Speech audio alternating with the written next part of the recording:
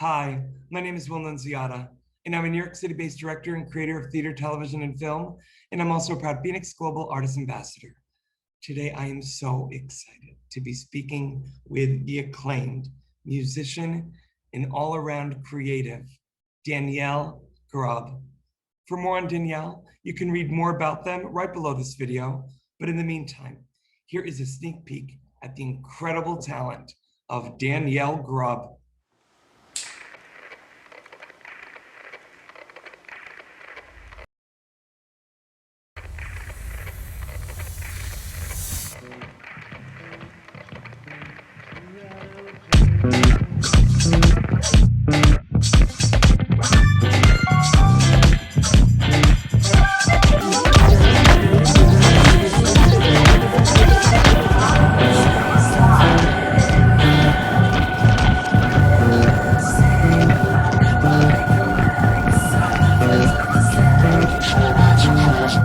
Well, hello, Danielle. How are you? I'm good. How are you? I am good. It is so nice to meet you, and I'm so excited that the audience just got a little sneak peek of the trailer of Fall of Jameson Roye. You are a musician, a producer, a songwriter.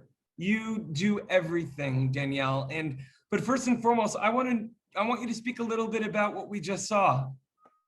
Okay, so what you've just seen is the exposition of the second film in a trilogy that I've written.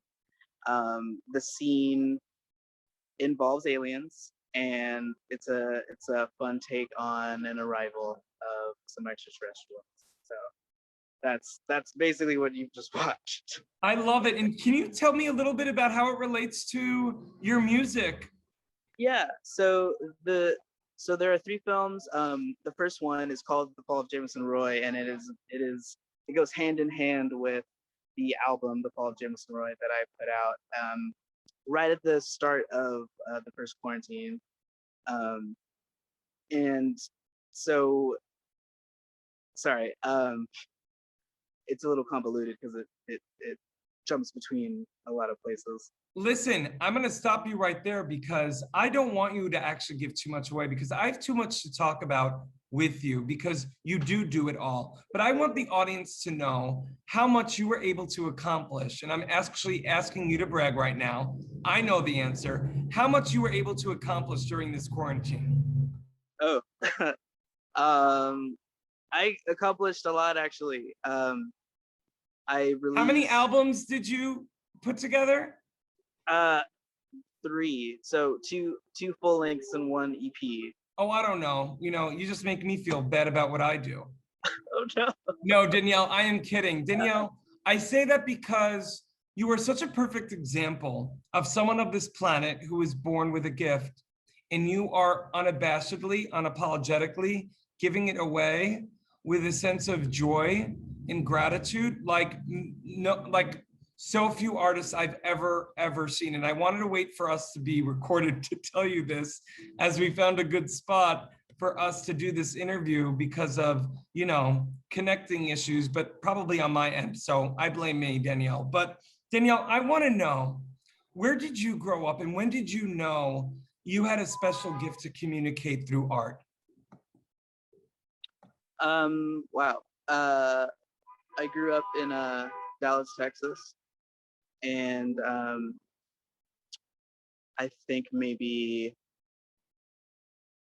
I don't know, I think I was maybe 3 or 4.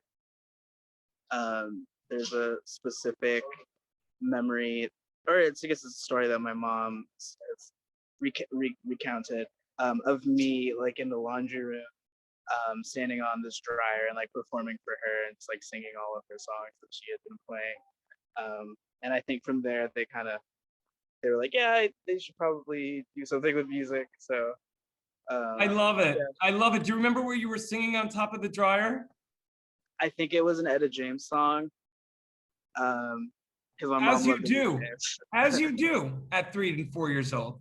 Now listen, Danielle, you've traversed your career as a musician, a producer, a songwriter, Is there a hat that you enjoy most, or is it kind of whatever you're doing in the moment you enjoy most?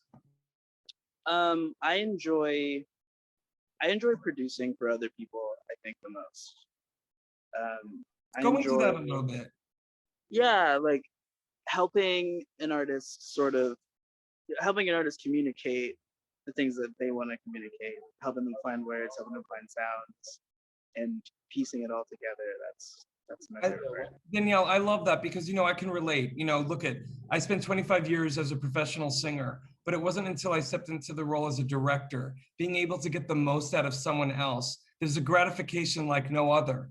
And so I can totally relate to that. Are there any projects you have coming up that you're most excited about from a producerial end? Oh, what? None that I can really talk about, honestly. I love it. You know what, excited. Danielle, you're giving me my LA Hollywood dream answers right now. Here you are in La La Land being like, I can't talk about it. I love it. One last question before you go, Danielle, is I want to know when you decided to make the move to Los Angeles and how everything's going kind of in this somewhat post-COVID world. Oh, well, I decided to move in the middle of COVID. I decided to move in December. Well, it was August that we decided. I'd met someone. I met the love of my life, and we decided to move to California together because we both wanted to go. I would always wanted to live here. So we planned for like 3-4 months and then moved in the end of December and got here in January. And it's interesting. It was the pace of the city. You know how every city's got a pace? Like LA like doesn't have a pace. It's very strange. So I was trying to figure out how to like what speed I needed to go at, and people are just like, "Oh, your own speed." I'm like, I don't know what that means, but it's been really good. It's been good. Lots of good food here. I love it. I love it. Well, listen, Danielle, I'm so grateful to have met you, and I can't wait for people to continue to learn more about you right below this video. And thank you so much for your time today. Yes, of course. In the digital age, artists and bands struggle to make a living. In fact, only a small number of artists can live off their craft. For the 98% of artists that don't have the luxury of being signed to a label, it's tough. But artists deserve to live off their art. Wherever you are around the world, appreciation of music does not change. FENIX brings bands and their fans together, whilst allowing bands to properly monetize their passion. The FENIX app will directly connect bands and fans with no need for middlemen. We're utilizing the blockchain to give the power back to the artist once and for all.